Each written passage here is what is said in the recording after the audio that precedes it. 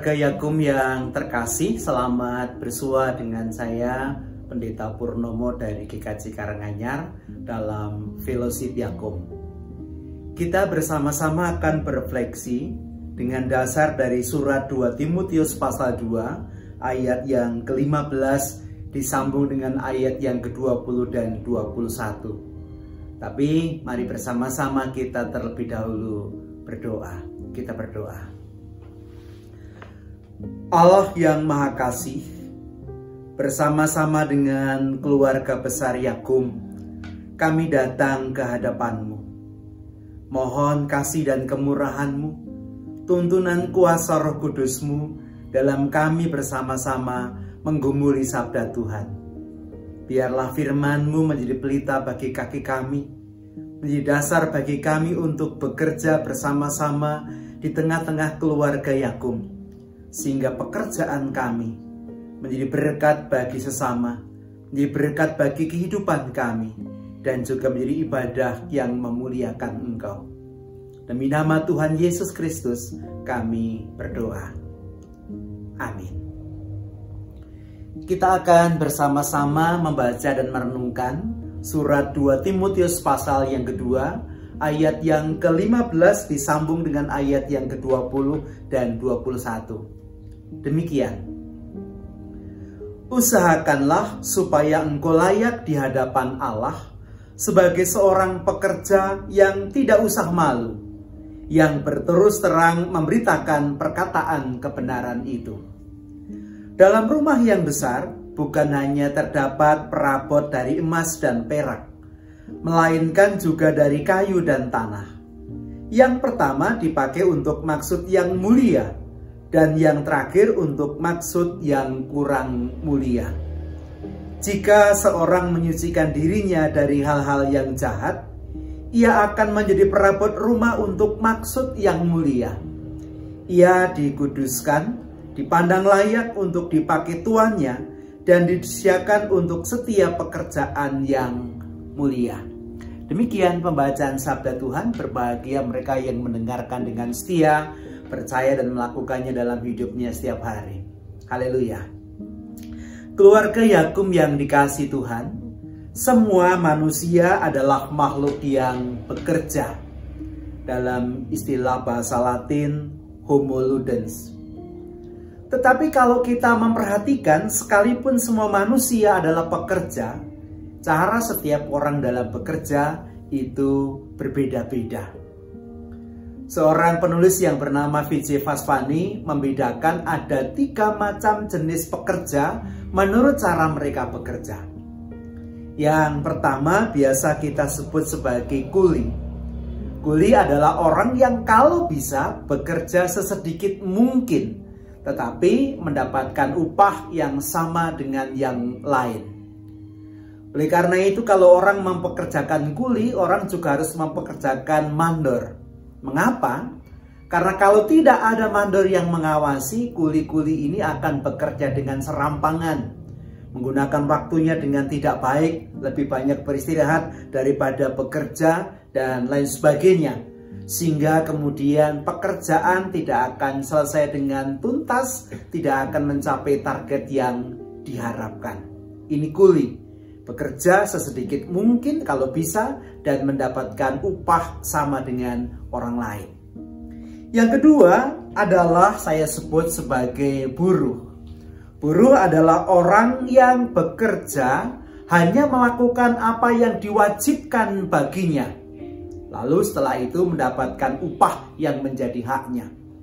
Pagi dia berangkat, sore dia pulang dengan jam yang sama yang dia kerjakan, ya hanya yang menjadi job deskripsinya. Yang lain tidak perlu, tidak penting, dan dia tidak mau melakukannya.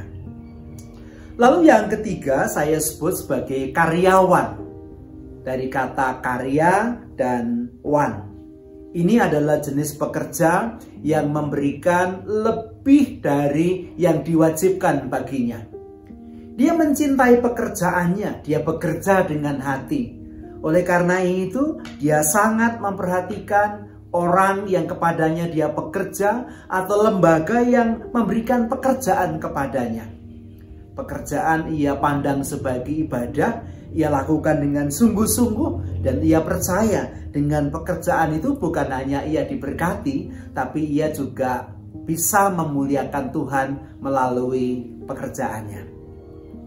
Keluarga Yakub yang dikasihi Tuhan, kalau kita memperhatikan 3 jenis pekerja ini, kita bisa mengajukan pertanyaan reflektif kepada diri kita masing-masing. Dalam konteks pekerjaan kita di Yakub, kita termasuk jenis pekerja yang mana? Apakah kita sudah mencapai taraf sebagai karyawan, buruh, atau sekedar kuli? Tentu diri kita masing-masing yang bisa menjawabnya. Keluarga Yakub yang dikasihi Tuhan, dalam bacaan kita kali ini, Rasul Paulus menulis kepada Timotius dan mengajar kepada Timotius supaya Timotius bisa menjadi pekerja yang layak di hadapan Tuhan. Pada ayat yang ke-15 dikatakan, usahakanlah supaya engkau layak di hadapan Allah sebagai seorang pekerja yang tidak usah malu, yang berterus terang memberitakan perkataan kebenaran itu. Selanjutnya, Rasul Paulus menggambarkan para pekerja termasuk Timotius sebagai perabotan-perabotan dalam sebuah rumah. Dalam sebuah rumah ada banyak perabotan, tetapi ada perabotan-perabotan tertentu yang dipakai oleh tuan rumah untuk pekerjaan-pekerjaan yang lebih mulia daripada perabotan-perabotan yang lain. Perabotan-perabotan itu terbuat dari emas. Ayat yang ke-20 mengatakan, dalam rumah yang besar bukan hanya terdapat perabot dari emas dan perak, melainkan juga dari kayu dan tanah. Yang pertama dipakai untuk maksud yang mulia, dan yang terakhir untuk maksud yang kurang mulia. Sebagai seorang pekerja Kristen, tentu kita harus berusaha untuk menjadi perabotan yang terbuat dari emas, yang dipakai untuk pekerjaan-pekerjaan yang mulia. Jangan dari perabotan dari kayu atau tanah liat. Apa artinya menjadi perabotan yang terbuat dari emas? Artinya menjadi pekerja yang kompeten, menjadi pekerja yang bisa mengerjakan tugas kita dengan sebaik-baiknya, yang memberi hati, yang melakukan lebih dari yang diwajibkan, supaya pekerjaan kita itu menjadi berkat bagi orang lain, menjadi berkat bagi diri kita sendiri, menjadi berkat bagi lembaga di mana kita bekerja, dan juga menjadi kemuliaan Tuhan karena kita menempatkannya sebagai sebuah ibadah. Menjadi seorang karyawan adalah menjadi perabotan yang terbuat dari emas dan dipakai untuk pekerjaan-pekerjaan yang mulia. Keluarga Yakub yang dikasihi Tuhan, tentu saja pertanyaannya adalah bagaimana caranya supaya kita bisa menjadi perabot yang terbuat dari emas yang dipakai untuk pekerjaan-pekerjaan yang mulia itu.